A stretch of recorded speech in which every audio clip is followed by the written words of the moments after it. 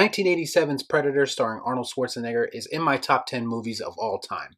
In fact, I've gone on record as saying I believe it is the greatest action movie ever made. I mean, it's a team of commandos being stalked by an extraterrestrial hunter.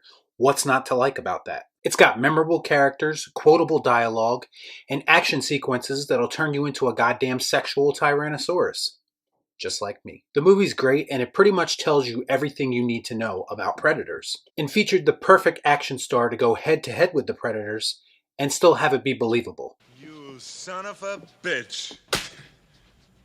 These are the two biggest reasons, among others, why every single Predator movie since then has absolutely fucking sucked. I mean, for the love of God, Hollywood, I realize you're completely out of new ideas. And now that Disney owns Predator, there's really no hope for creativity. But if you take a look at the track record of failure associated with this franchise, it's a good indication that it's been milked to the point of dehydration and should probably be allowed to die. And I can see it in the comments already, people down there saying Predator 2 wasn't that bad. And I agree it's not awful, but does it really add anything new to the franchise? The answer is no.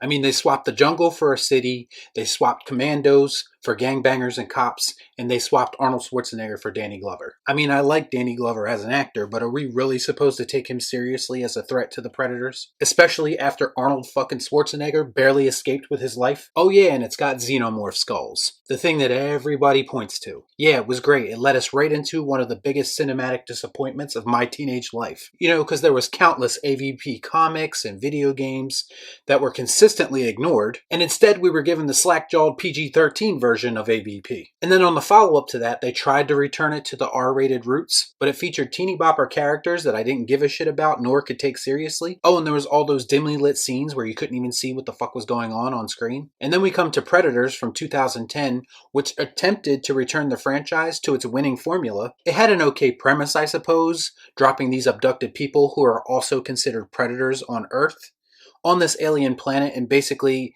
the entire planet is just set up for predators to hunt other species. But I gotta be honest, the movie was so forgettable that I don't even remember enough about it to complain. That's pretty bad. I do remember that Hollywood went to its tried and true formula of taking monsters and just making them bigger, or having a newer version of the same monster, and that's supposed to be different and exciting to the audience, I guess. Yeah, here's the new Predator, he's just bigger and blacker, and who gives a shit? And by the way, adding an S to the title doesn't make it Aliens, just so you know. And then finally we had 2018's The Predator. I know they're really blowing us away with creativity in these titles. And that was written and directed by Shane Black, so all of us Predator fans actually had a little bit of hope that we might get something good for once. We figured that one of the stars of the original movie could at least capture the tone of the original, and maybe even introduce something new if he was up to the challenge. But nope, instead we got the same mindless bullshit, with cringy dialogue and humor, forced references to the original, and the most generic characters you could possibly write. It was the perfect recipe for me not giving a shit.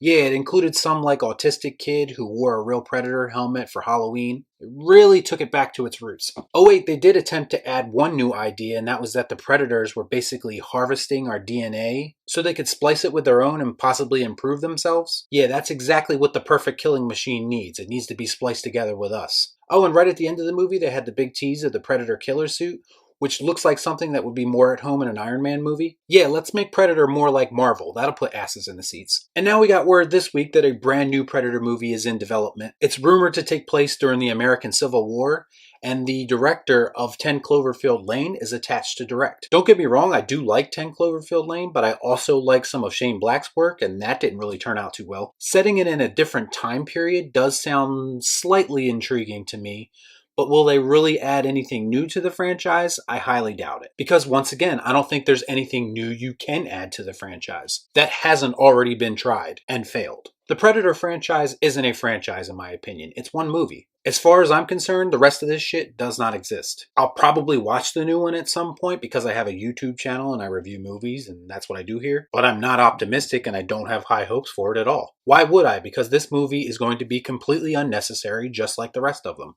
And I don't really think that anyone can convince me otherwise. They pretty much just spun the 20th Century Fox roulette wheel of properties over at Disney, and it landed on Predator, so he's the next unlucky bastard to get whored out by Disney. At least we'll always have the original, and that's all we'll really ever need.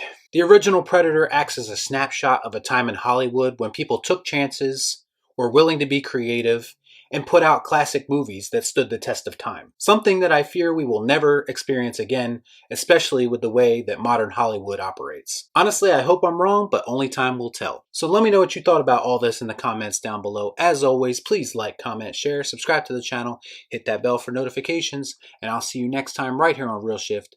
Thanks for watching. Peace out.